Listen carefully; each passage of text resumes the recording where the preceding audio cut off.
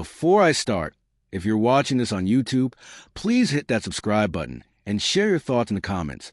I really want to hear what you do in my situation. I never thought a single evening could unravel everything I believed about love, trust, and family.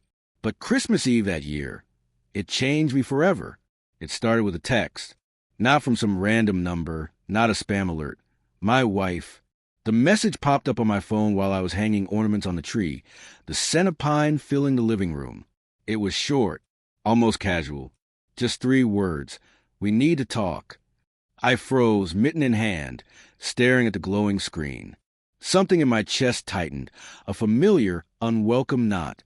I tried to push it away. Maybe it was about dinner plans. Maybe she was stressed from work. But instinct whispered that this was different. The evening went on, and so did the small, almost imperceptible signs. She kept glancing at her phone, excusing herself to take calls in the kitchen. There were missed calls I didn't recognize, quick text notifications that disappeared the moment I looked. At first, I blamed myself. Maybe I was imagining it. Maybe I was being paranoid. But the pit in my stomach refused to let me ignore it. I remember the exact moment the first doubt crept into my mind. She laughed at a joke I didn't hear, her fingers trembling slightly as she scrolled her phone. Her eyes darted to mine too quickly, then away, like she'd been caught. I tried to rationalize. Stress, work, nothing more. But a small, insistent voice inside me whispered that something was off. By the time dinner came, the tension was unbearable. She seemed distant, her smile tight and unnatural. I noticed her phone vibrate on the counter, screen glowing with a name I didn't recognize. My heart sank without understanding why. And then it happened. The moment that shattered everything. We were in the living room, presents stacked neatly under the tree. Friends and family were on Zoom, exchanging laughter and holiday greetings. I thought she was beside me, sharing the moment, but instead, she leaned toward the camera, her voice unnervingly calm, almost rehearsed. I just want to say, my husband isn't the man you think he is, she said. I froze. My hands fell to my sides. The room went silent, my mother on the video call staring in confusion. The words felt like shards of glass lodged in my chest. You know, all those nights he was supposedly working late, or that business trip he took last month. He's been lying to all of us about everything. I blinked, trying to process. Lies? What?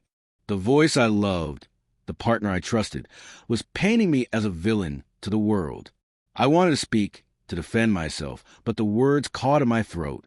My mind raced, searching for what I had done, anything, to deserve this public humiliation.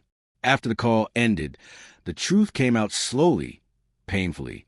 I found messages on her laptop, text to someone else, someone who wasn't me, months of hidden conversations, meetings she denied, late-night excuses I'd once believed. Each message was a new wound, the betrayal layering itself over memories I cherished. Our first apartment, our laughter over burnt cookies, quiet nights watching Christmas movies. All of it tainted now. I confronted her privately, voice trembling but steady. Why? Why do this? Why make me the joke? She didn't deny it. She only looked away, ashamed. I was lonely. I felt invisible. I never meant to humiliate you, but I needed someone to notice me. Her confession tore at me in ways I couldn't articulate. I loved her. I still do, in some corner of my broken heart. But love didn't erase the humiliation, the betrayal, the months of doubt that gnawed at me. The days that followed were a haze. I walked through our home and saw her everywhere. The mug she left on the counter, the scarf she forgot on the couch. Each object was a reminder that my reality, the one I had trusted so completely, was a lie. I felt rage, sorrow, disbelief, sometimes all at once, and I hated that I still wanted her, even knowing everything. Eventually, I had to make a choice. Could I forgive? Could I rebuild? Or was the damage irreparable? I realized that some wounds leave permanent scars, and some trust, once broken, cannot be mended. I packed a bag, left the house that had been our sanctuary, and walked into the cold December night alone, carrying nothing but memories and a quiet determination to reclaim myself. Standing outside, snowflakes settling on my coat, I felt a strange clarity. Love is powerful, yes, but self-respect is essential. Betrayal is a teacher disguised as a storm. And that Christmas Eve, I learned the hard way. I'll never forget the look on her face, the way the Zoom camera captured my stunned silence, the way laughter and joy turned into whispers of deceit. But I also won't forget the strength I found in walking away, in refusing to let someone else define my worth. Christmas has a different meaning for me now. It's quieter, lonelier, yes, but it's also mine.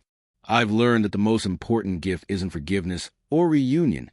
It's integrity, honesty, and the courage to choose yourself, even when your heart is breaking. So if you're watching this, take it from me.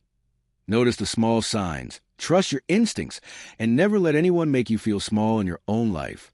And seriously, hit that subscribe button. Share your thoughts in the comments. I want to know what you would have done if this happened to you. Because some Christmas Eves stay with you forever.